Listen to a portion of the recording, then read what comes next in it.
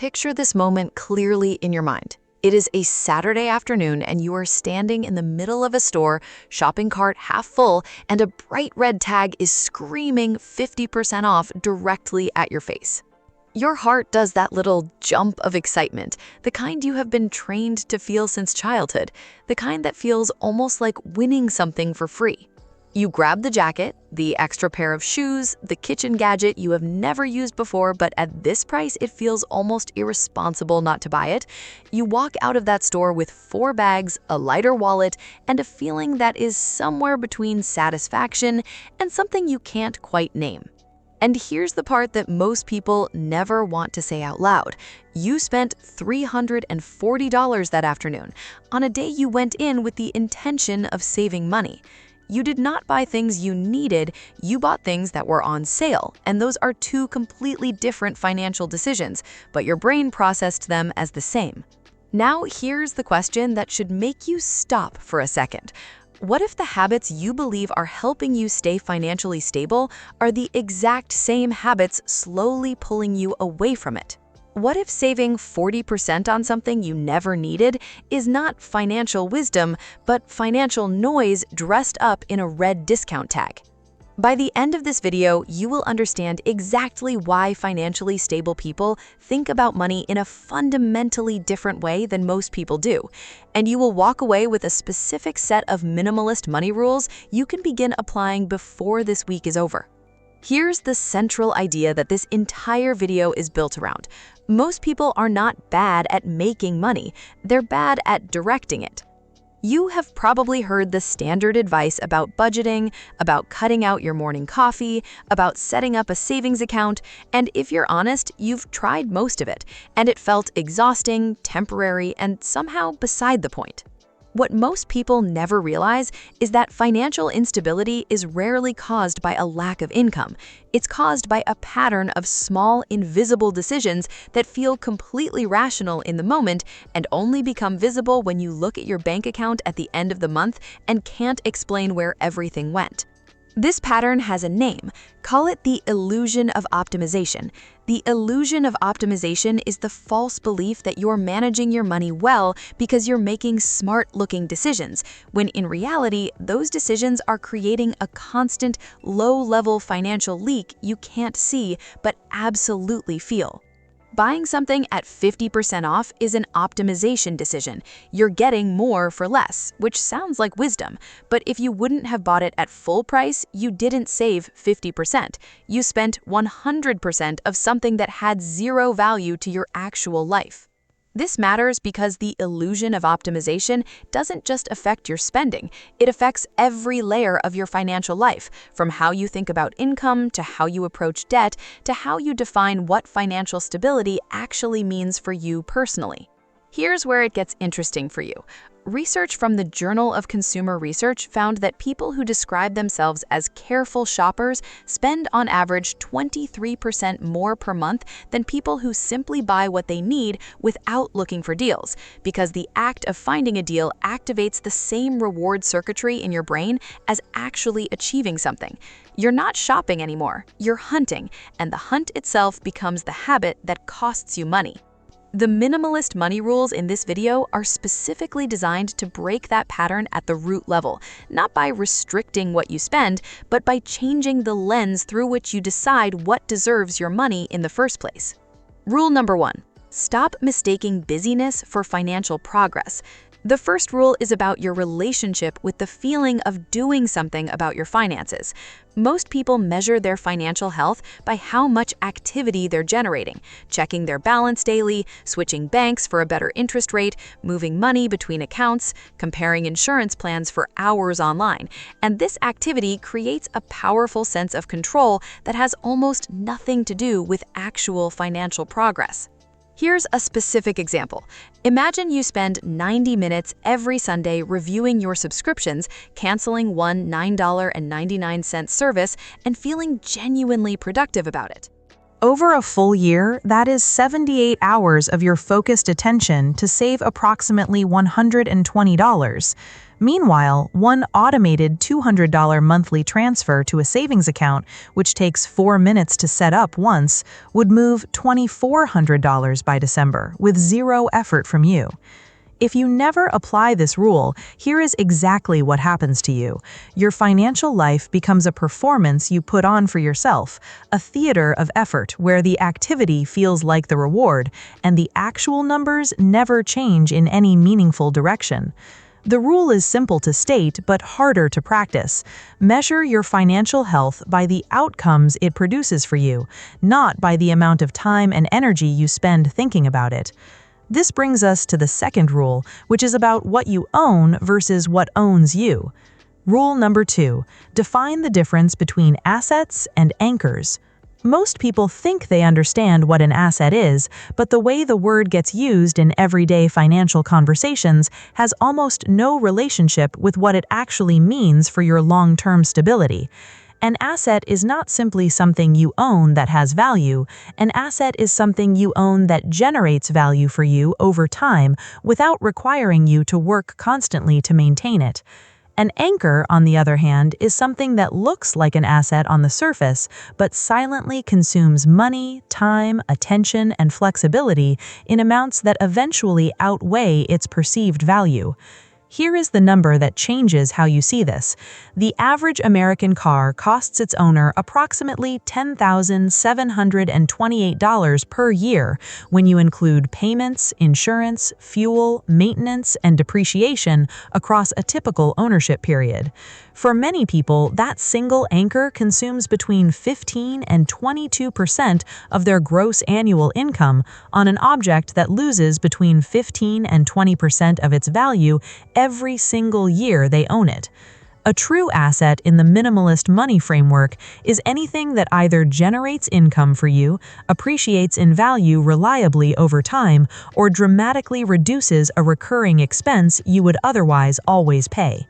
If you never learn to distinguish between these two categories clearly, you will spend the first 30 years of your adult financial life acquiring objects that feel like wealth while systematically draining the resources that could actually build it. The question you need to ask before any significant financial commitment is not, "Can I afford this?" The question is, "Does this make my financial position stronger or more fragile over the next 5 years?" But here's what makes this rule different for you. Once you start seeing your spending through the assets versus anchors framework, the sale tag at the department store loses most of its power over you, because you are no longer asking, "Is this a good deal?" and instead asking, "Does this belong in my life at all?" Rule number 3, give every dollar a single, specific job. Most people operate their finances in a state of vague intention. Money comes in, bills get paid, what remains gets spent on a combination of things that feel necessary and things that simply feel available. And somewhere in that process, the month ends and the number is smaller than expected. The third minimalist money rule is the one that stops that cycle completely, and it works not because it restricts you, but because it gives your money a clarity your brain can actually work with. The rule is this: every dollar that enters your account needs a clearly assigned purpose before it has the opportunity to disappear into the noise of daily spending. Here is how this looks in practical terms. If your monthly take-home pay is $4,200, a zero-based budget means you assign all $4,200 to specific categories before the month begins, so that $1,100 goes to housing, $400 to food, $300 to transportation, $200 to savings, $150 to debt repayment, $100 to subscriptions, and $200 to discretionary spending, leaving zero unassigned, not because you spent everything, but because every dollar already has its purpose defined in advance. People who skip this rule consistently experience what behavioral economists call mental accounting errors, the psychological tendency to treat unassigned money as available money, even when it is technically spoken for by upcoming expenses they simply have not categorized yet. The result of skipping this rule is not that you overspend dramatically in one catastrophic moment, it is that you underspend on your priorities and overspend on impulse by approximately $150 to $300 every single month, which over 10 years represents between $18,000 and $36,000 in financial capacity that dissolved into nothing you can specifically name or remember. Now, once you understand that, the next rule becomes obvious, because giving every dollar a job is only possible if you have first decided what your actual priorities are. Rule number 4. Automate your priorities before you can change your mind. The fourth rule is the one that separates people who intend to build financial stability from people who actually do it, and the difference has almost nothing to do with discipline or willpower. Your brain is extraordinarily good at justifying why today is the exception, why this month you needed that extra expense, why the investment can start next quarter, why you will be more intentional once things calm down. And if your financial systems depend on you making the right decision in the moment every single time, you will lose that battle more often than you will win it. The minimalist money rule of automation is about removing the decision entirely from the moments when you are most vulnerable to making the wrong one. Here is a concrete example with numbers. A person who manually decides each month whether to transfer $300 to savings will successfully transfer that money in roughly 7 out of 12 months, based on average behavioral data from financial planning research, meaning they save approximately $2,100 across a full year. A person who sets up a $300 automatic transfer on the day their paycheck arrives will save $3,600 in that same year with zero additional decisions required from them, simply because the system executes before the spending opportunity exists. The gap is $1,500 in a single year from one automated action that takes less than 10 minutes to configure. If you never automate your priorities, you are leaving your financial future in the hands of the version of yourself that is tired, distracted, or standing in front of something that costs $340 and is on sale. Automate savings first, automate debt payments second, automate investments third, and then spend what remains with whatever level of enjoyment and freedom you choose, because your priorities are already taken care of. Rule number 5.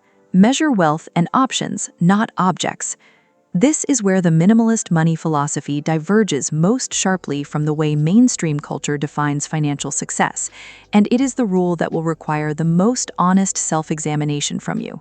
Most of the external signals of financial success, the car, the house in the right neighborhood, the wardrobe, the vacations documented in photographs, are not wealth. They are the performance of wealth, and the difference between performing wealth and having it is the difference between financial anxiety and financial freedom. Real wealth, in the minimalist framework, is measured by how many options you have available to you in any given moment without financial pressure. Here is what that looks like in actual numbers. A person with a $75,000 salary, $8,000 in emergency savings, no consumer debt, and $400 in monthly automated investments has more genuine financial wealth than a person with a $120,000 salary, zero savings, $23,000 in credit card debt, and a monthly minimum payment obligation of $890, even though the second person's income is 60% higher and their lifestyle appears dramatically more prosperous from the outside. The first person can leave a bad job within 2 months without financial collapse. That is an option with a specific, measurable dollar value attached to it, and most people never calculate that value for themselves. If you never adopt this rule, you will spend years trading your actual options, your freedom, your flexibility, your ability to choose differently for the temporary feeling of looking financially successful to people whose own financial situations you have no real visibility into. The question is not, what can I afford to buy? The question is, what am I willing to trade my options away for, and is it worth that specific cost to me personally? Rule number 6. Treat every financial upgrade as a decision, not a default. This is the final rule that affects you quietly and continuously, and most people never notice it operating in their lives until the damage is already done. Lifestyle inflation is the pattern by which your spending automatically and invisibly expands to match every increase in your income, so that a $15,000 raise produces almost no lasting change in your net financial position, because your expenses grew to absorb it before you had a chance to make a conscious choice about where it should go. The data on this pattern is genuinely alarming. Studies from the Federal Reserve's Survey of Consumer Finances consistently show that households in the top 40% of income earners carry more total consumer debt than households in the bottom 40%, not because higher earners spend less wisely, but because higher income creates higher perceived permission to spend, and that permission expands expenses at a rate that consistently outpaces income growth. Here's how this rule works in practice. Every time your income increases, your default should be that the additional money goes entirely toward your financial priorities until you have made a deliberate, considered, specific decision to upgrade a particular area of your life for a particular reason that you can articulate clearly. Not, I earned more, so I deserve better things. That is not a decision. That is a reflex. A decision sounds like this: I am increasing my housing budget by $300 per month because I have specifically identified that my current living situation is creating a documented negative impact on my work performance and sleep quality, and I have verified that I can absorb this increase without reducing my savings rate. If you never apply this rule, every raise you receive for the rest of your career will feel good for approximately 60 to 90 days and then vanish into a new baseline of spending that feels just as tight as the one before it, and you will spend years wondering why earning more never seems to change how financially stable you actually feel. Now, here's what you're going to do with everything you just learned. This week, open your last 30 days of bank and credit card transactions and categorize every single purchase into one of 3 columns: need, chose, or reflex. A need is something your life genuinely cannot function without. A chose is something you made a real decision about and would choose again with full information. A reflex is everything else. The thing you bought because it was on sale, because you were bored, because it felt like a good idea in the moment without any real deliberation. This audit matters for you because you cannot change a pattern you cannot see, and most people live their entire financial lives inside spending reflexes they have never once named out loud.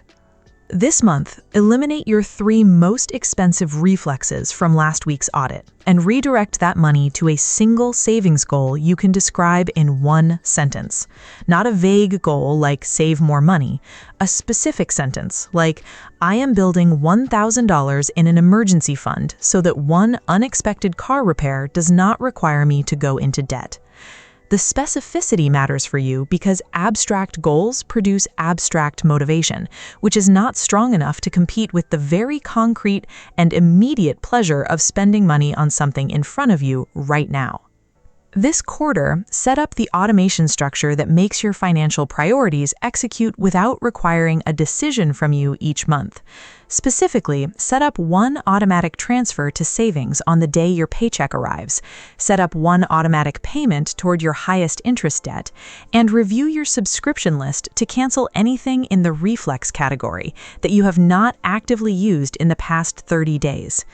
This matters for you because the next 3 months will include at least 2 or 3 moments where your motivation to be financially intentional is low, you are tired, and something appealing is in front of you.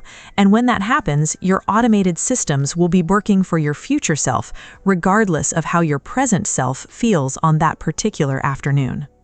This year, define in writing what financial stability actually means for you specifically, not in general terms and not based on what you think it is supposed to look like.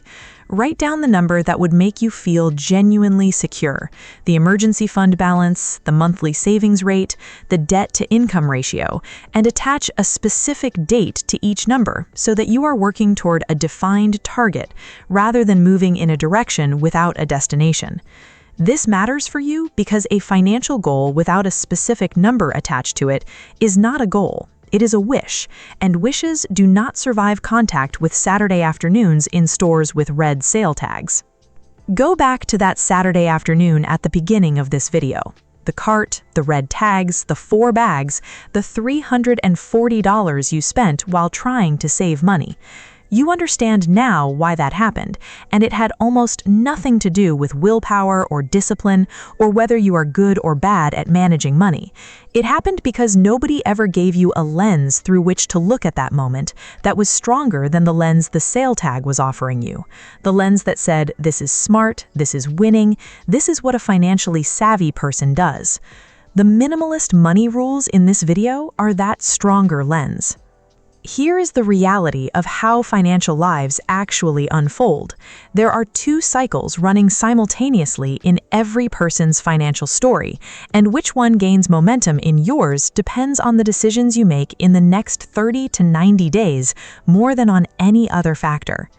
In the virtuous cycle, you apply one rule, your financial clarity improves slightly, that clarity makes the next rule easier to follow, your savings begin to accumulate, that accumulation creates options, and those options make every future financial decision less desperate and more chosen. In the destructive cycle, you skip the audit, tell yourself you will start when things calm down, the reflexes continue, the savings never materialize, and every unexpected expense becomes an emergency that pushes you further from the stability you are trying to build. Right now, you are standing at the entrance of one of those 2 cycles, and the honest question is, which direction are you walking? A 2023 study published by the National Endowment for Financial Education found that people who followed fewer than 5 intentional, consistent financial rules reported feeling financially stable at nearly 3 times the rate of people who had higher incomes but no clear financial framework, which means the rules matter more than the income, the clarity matters more than the money, and the lens you use to see your financial life matters almost more than anything else. Financial stability is not a number in your account. It is a relationship with your own decisions, built one intentional choice at a time in the ordinary moments that most people walk through on autopilot. The red sale tag will always be there. The only question is whether you are the person who sees it, understands exactly what it is asking of you, and decides with full awareness whether it deserves your answer.